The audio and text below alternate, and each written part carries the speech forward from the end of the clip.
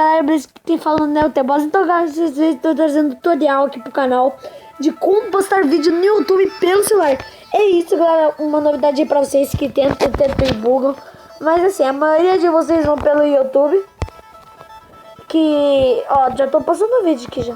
Que entra no YouTube, vai em seus canais e... Só deixa eu esperar carregar aqui nesse minuto, mas... Vocês... Vai aparecer um upload aqui pra vocês fazerem, mas não é assim que faz. Você clica no seu canal. Ó, galera, tem bastante tutoriais pra vir. Você vem e você clica aqui pra abrir seu canal. Daí, a maioria vocês clicam nesse aqui, ó. Nesse botão aqui, não clicam? Então, mas não é aí. Vocês sabem que buga, né? Então, ó, vocês vão pelo galeria. Escolhe um vídeo, qualquer vídeo, o vídeo original que vocês vão postar.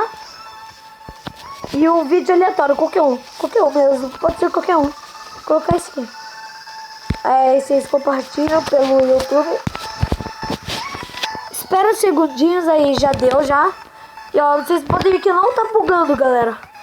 Só que esse vídeo original, deixa eu colocar só de zoeira, porque eu já tô postando o vídeo original já. Aqui eu vou compartilhar e já tá indo já. Só que, galera, esse vídeo aqui que eu mandei pra vocês, esse aqui, ó, como ele é de zoeira, vocês vão fazer isso e cancelar o upload. Cancelar.